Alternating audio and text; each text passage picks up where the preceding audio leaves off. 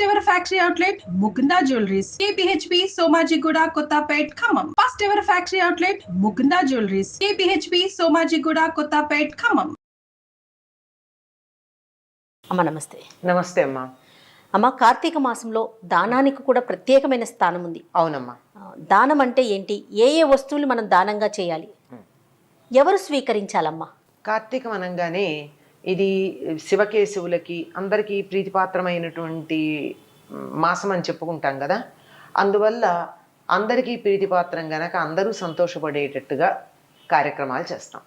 అందులో స్నానం అన్నది మనకి సంబంధించినటువంటి సాధకులకు సంబంధించింది, దీపము ఇత్యాదులన్నీ అందరికీ సంబంధించిన దాంట్లో దానం అన్నది చాలా ప్రధానమమ్మ. ఈ దానాలు ఏం చేయాలి అంటే ఒక్కొక్క పురాణాన్ని అనుసరించి మనకి పద్మ పురాణంలోను స్కాంద పురాణంలోను అన్నింటిలోనూ విడివిడిగా చెప్పబడి ఉన్నాయి కదా.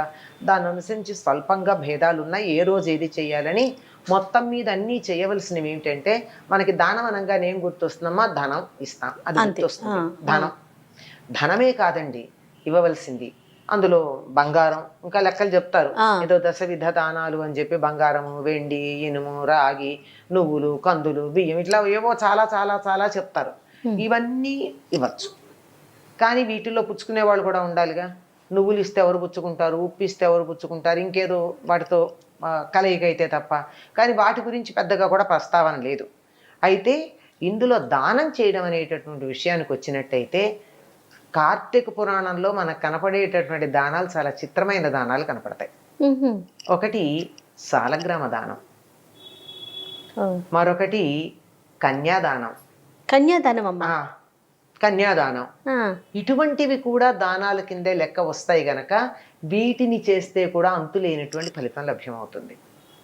వీటికి సంబంధించిన కథలు మనకి కార్తీక పురాణంలో ఉంటాయి. మనం వింటూనే ఉన్నాం కదా కార్తీక పురాణం, అందులో ఉంటుంది. ఇది సాలగ్రామ దానం అంటే ఏమిటి? సాలగ్రామం సాక్షాత్తు విష్ణు స్వరూపం. ఈ విష్ణు స్వరూపంగా ఉన్నటువంటి సాలగ్రామాన్ని తీసుకుని ఎవరికన్నా దానం ఇచ్చారు అంటే ఏమైందండి? ఎంత ఖరీదైందా అది? సాలగ్రామం దానం ఇవ్వడం ఏదో కొంటాము, లేకపోతే దొరుకుతుంది, నర్మదా తీరానికి అక్కడికో గండకీ తీరానికో పెడితే దొరుకుతాయి, తెచ్చి పెడతారు. దాన్ని దానం ఇవ్వడానికి ఏమంత పెద్ద విశేషం అని చెప్తారు? కాదు. ఏదైనా దానం ఇచ్చేటప్పుడు దానానికి మామూలుగా ఒక వస్తువు అట్లా ఇచ్చేయడం ఉండదమ్మా. ఇప్పుడు మనం పూర్వం రాజులు ఆవుల్ని దానం ఇచ్చారనుకోండి, ఆవుల్ని దానం ఇస్తే ఆవుల్ని చూరుకునేవారా? కాదు. ఆవుకి ఎన్ని ఆవుల్ని ఇచ్చారో వాటికి కనీసం సంవత్సరానికి సరిపడిన గ్రాసం ఇవ్వాలి. గడ్డి దానం ఇచ్చిన వారమ్మా ఊరికే ఇచ్చేసి నాకు గోదాన ఫలితం రావాలి అంటే ఎలా వస్తుంది? కనీసం ఇప్పుడు కూడా ఎవరైనా గోవుని గనక దానం ఇచ్చినట్టయితే తప్పనిసరిగా సంవత్సరానికి సరిపడా గ్రాసం ఇవ్వాలి, గడ్డికి ఇవ్వాలి. దాని అంటే గోమాతకి సరిపడా ఆహారానికి సంబంధించి ఇవ్వాలి, మనం ఇవ్వాలి. ఇంకా రాజులైతే ఎన్ని గోవులు ఇచ్చారో వాటికి సరిపడినటువంటి గడ్డి దొరికేటటువంటి స్థలాన్ని ఇచ్చేవారు. గడ్డి ఎక్కడ ఇస్తారు? ఇన్ని ఎకరాలు ఇచ్చేస్తే గడ్డి తింటాయి అవి. ఆ తర్వాత ఆ గోవుల్ని పాలించటానికి గోపాలకులు, ఆ గోపాలకులకు జీతం ఇయ్యద్దు, దానికి కొంత స్థలం, ఇవన్నీ కలిపి ఇచ్చేవాళ్ళు. ఇప్పటికి కూడా మనం గోదానం చేసినట్టయితే గోవుతో పాటుగా 2 పాత్రలు ఇస్తారు. ఒకటి దానికి నీళ్లు పట్టడానికి, మరొకటి అంటే నీళ్లు చల్లడానికి, నీళ్లు తీసుకెళ్తారు కదా పాలు తీయడానికి, ఆ నీళ్లు తీసుకెళ్ళడానికి ఒక పాత్ర, పాలు తీయడానికి ఒక పాత్ర. పాలు తీయడం అయిపోయాక మళ్ళీ ఆ కింద ఉండేటటువంటి ఆ పొదుగు కడుగుతారు, ఈగలు దోమలు దాని మీద వాలకుండా. కనుక పొడుగుని కడగడానికి నీళ్లు పట్టుకెళ్ళాలి కనుక నీళ్లు పట్టుకెళ్ళేందుకు ఒక పాత్ర, పాలు తీసుకునేందుకు ఒక పాత్ర, 2 తప్పనిసరిగా గోదానంలో భాగంగా ఇవ్వాల్సిందే. ఇవి మాత్రం మిగిలి ఉన్నాయి. కానీ అది గ్రాసానికి అని చెప్పి 10 రూపాయలు 100 రూపాయలు పెడతారు. నిజానికి అట్లా చూస్తే ఏం ఫలితం ఉంటుందమ్మా? వచ్చే ఫలితం కూడా అంత కక్కుర్తిగానే ఉంటుంది.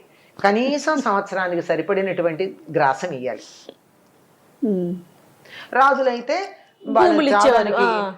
గోపాలకులు వాళ్ళకి జీతాలకు కావాల్సినటువంటి పొలాలు, ఆ గోపాలకుడికి కూడా 1 ఎకరం ఇచ్చేస్తే వీళ్ళ గోవులను చూసుకుంటూ ఉంటాడు, దాని మీద బతుకుతాడు.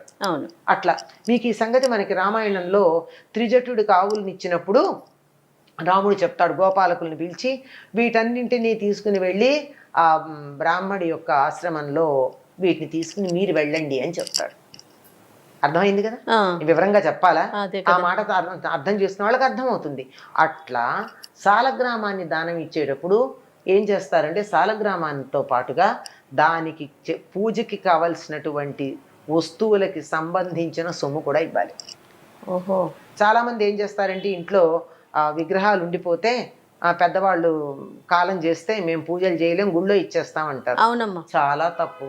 గుళ్ళో ఇచ్చేటప్పుడు కనీసం 1 సంవత్సరానికి సరిపడా దానికి ధూపదీప నైవేద్యాలకి సొమ్ము ఇస్తే ఆ విగ్రహాలు ఇవ్వాలి, ఊరికే ఇస్తే లాభం లేదు. ఓహో. అందరూ తెచ్చి ఇప్పుడు నేను పూజ చేస్తున్నానని అందరి విగ్రహాలు నాకు ఇస్తే రోజు వాటిని కడగడం, బొట్లు పెట్టడం, పూజ చేయడం, నైవేద్యం పెట్టడం నాకు బరువు కాదు. గుడికైనా అంతే కదా. కనుక సాలగ్రామ దానం అంటే ఎందుకు విశేషమో చెప్తున్నాను. విష్ణు స్వరూపం అయి ఉండడంతో పాటుగా ఒకటి దానం చేస్తున్నాడంటే దానికి దక్షిణ, దానికి మిగిలినటువంటి హంగులు అన్నీ కలిపి ఇవన్నీ ఉంటాయి.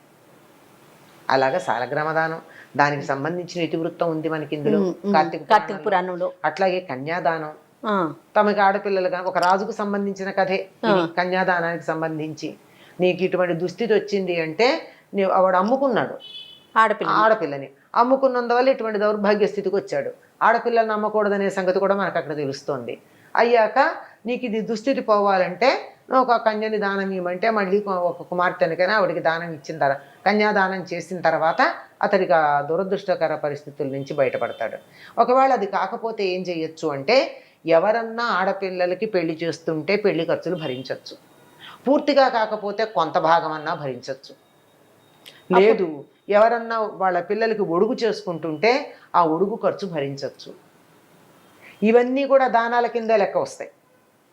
ఇటువంటివన్నీ కార్తీక మాసంలో గనక చేసినట్టయితే ఫలితాలు చెప్తాడు అందులోనే. ఏదో ఇన్ని అశ్వమేధాలు చేసిన ఫలితం, ఇంతకాలం పాటు నువ్వు స్వర్గంలో ఉంటావు లేదా శివలోకంలో ఉంటావు అని చెప్పేటటువంటి ఫలితాలు చెప్తాడు. కానీ అవన్నీ మేము చూడం కదండి అనేవాళ్ళు చాలామంది ఉన్నారు కదా.